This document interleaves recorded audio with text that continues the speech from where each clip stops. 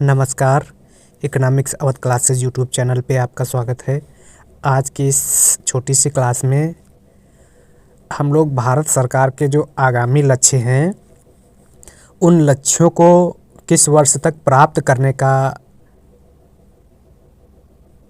संकल्प लिया गया है या कब तक वे लक्ष्य प्राप्त करने की समय सीमा निर्धारित की गई है, उन लक्ष्यों के वर्ष के बारे में जानने का प्रयास करेंगे। कौन से लक्ष्य हैं और एक तरफ लक्ष्य दिए गए हैं और एक तरफ कब तक उनको प्राप्त करने का लक्ष्य रखा गया है। तो पहला जो है वह है कालाजार को पूरी तरह से समाप्त करने का लक्ष्य 2023 निर्धारित किया गया है। ब्रॉड गेज रूट्स के 100% विद्युतीकरण का लक्ष्य 2023 रखा गया है। उर्वरक क्षेत्र में आत्मनिर्भर बनाने का लक्ष्य 2023 रखा गया है। भारत में सेमीकंडक्टर रिसर्च सेंटर स्थापना करने का लक्ष्य 2024 रखा गया है, मतलब इसी वर्ष तक। कृषि में शून्य डीजल उपयोग या नवीकरणीय ऊर्जा का इस्तेमाल का लक्ष्य 2024 तक रखा गया है, मतलब डीजल के उपयोग का बिल्कुल नगण्य प्रयोग 2024 तक कृषि क्षेत्र में रखा गया है। इसके उपयोग को समाप्त करने का लक्ष्य रखा गया है। नवीकरणीय ऊर्जा का इस्तेमाल करने की बात बताई गई है। किसानों की आय दुगना करने का लक्ष्य 2022 तक निर्धारित किया गया था, जिसे बढ़ाकर 2024 तक कर दिया गया है। किसानों की आय को दुगना करने का लक्ष्य 2024 तक है। सबके लिए आवास मुहैया कराने का लक्ष्य 2022 तक है।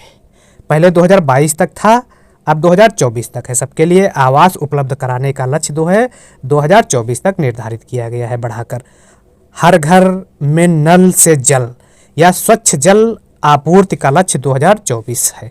स्वच्छ जल आपूर्ति का लक्ष्य सबके लिए स्वच्छ या शुद्ध जल उपलब्ध कराने का लक्ष्य 2024 तक निर्धारित किया गया है।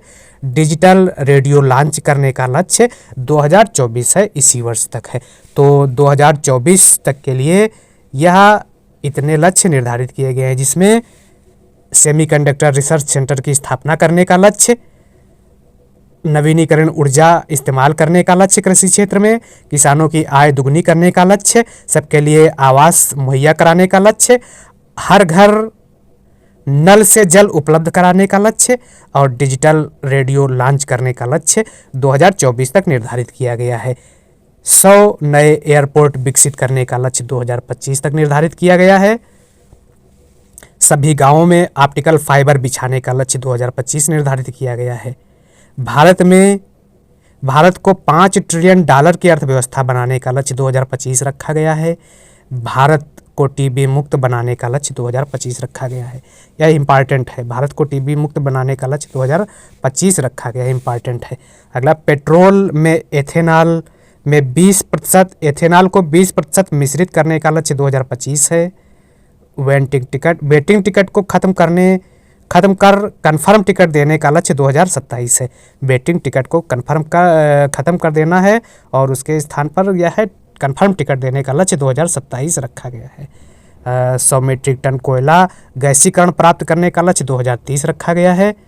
सेवा क्षेत्र में $1 ट्रिलियन निर्यात का लक्ष्य 2030 तक रखा गया है। कार्बन उत्सर्जन में 1 अरब टन की कमी का लक्ष्य 2030 रखा गया है, यह भी इम्पॉर्टेंट है। और विश्व की तीसरी सबसे बड़ी अर्थव्यवस्था बनाने का लक्ष्य 2030 रखा गया है। भारतीय रेलवे में नेट जीरो कार्बन उत्सर्जन का लक्ष्य 2030 रखा गया है। भारत से पूर्ण रूप से मलेरिया उन्मूलन का लक्ष्य 2030 रखा गया है, यह भी इम्पॉर्टेंट है। और कुल वाहन में 30% इलेक्ट्रॉनिक वाहन करने का लक्ष्य 2030 रखा गया है। एड्स को खत्म करने का लक्ष्य एवं मलेरिया उन्मूलन दोनों 2030 निर्धारित किए गए हैं।